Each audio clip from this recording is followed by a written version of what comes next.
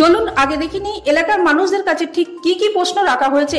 আগামী 2026-এর বিধানসভা নির্বাচনে ডিবি সংস্থা চালিয়েছে এলাকা ভিত্তিক জনমত সমীক্ষা। কে এগিয়ে কে পিছিয়ে জানুন এই ভিডিওতে। তবে বলে রাখি, সম্পূর্ণ ভিডিওটা দেখলেই জানতে পারবেন 2026 বিধানসভা নির্বাচনে এই কেন্দ্রে কোন দল কোন জায়গায় আছে। তার আগে প্রথমে চলুন দেখে নিই শীতলকুচিতে 2021 বিধানসভা ও 2024 লোকসভার ফলাফল কি ছিল। এই কেন্দ্রে 2021 সালে বিধানসভা নির্বাচনে তৃণমূল কংগ্রেসের ক্যান্ডিডেট পার্থপ্রতিম রায় পেয়েছিলেন মোট 43.56% ভোট। বিজেপি ক্যান্ডিডেট বরেনচন্দ্র বর্মন পেয়েছিলেন 50.8% ভোট। বাম কংগ্রেস জোট সমর্থিত সিপিএম ক্যান্ডিডেট সুধাংশু প্রামাণিক পেয়েছিলেন 2.73% ভোট। ফলে 2021 সালের নির্বাচনে শীতলকুচি বিধানসভা কেন্দ্র থেকে জয়ী হন বিজেপি ক্যান্ডিডেট বরেনচন্দ্র বর্মন।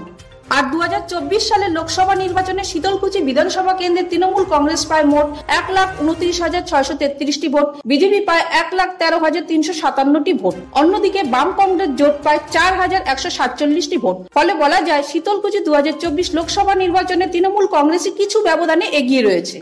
শীতলকুচি বিধানসভা কেন্দ্রে কোন দল জয়ী হতে পারে সে নিয়ে একটি আগাম সমীক্ষা তুলে ধরা হয়েছে। নির্দিষ্ট কিছু প্রশ্নের ভিত্তিতে এলাকার মানুষের মতামত নিয়ে তৈরি হয়েছে এই বিশেষ রিপোর্ট।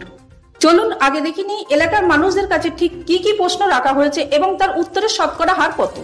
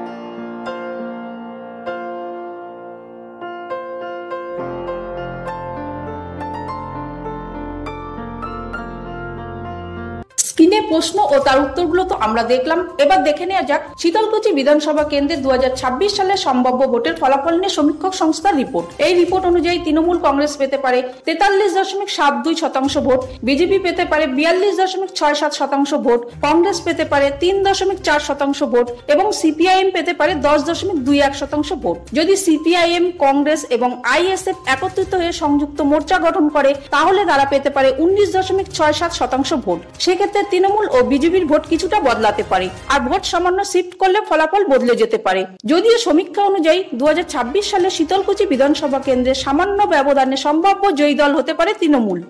সবশেষে বলা যায় এই সমীক্ষাটি শীতলকুচি কেন্দ্রে কিছু সংখ্যক মানুষের মতামতের উপর ভিত্তি করে তৈরি হয়েছে, তাই এর ফলাফল বাস্তবে মিলতেও পারে আবার নাও মিলতে পারে। ফলে আমাদের ফলাফল পর্যন্ত অপেক্ষা করতেই হবে। প্রসঙ্গত জানিয়ে রাখি, এই রিপোর্ট সম্পূর্ণভাবে ডিবি থেকে পাওয়া। বাংলায় রিপোর্ট ইউটিউব চ্যানেল নিজস্ব কোনো মতামত এতে প্রকাশ করেনি।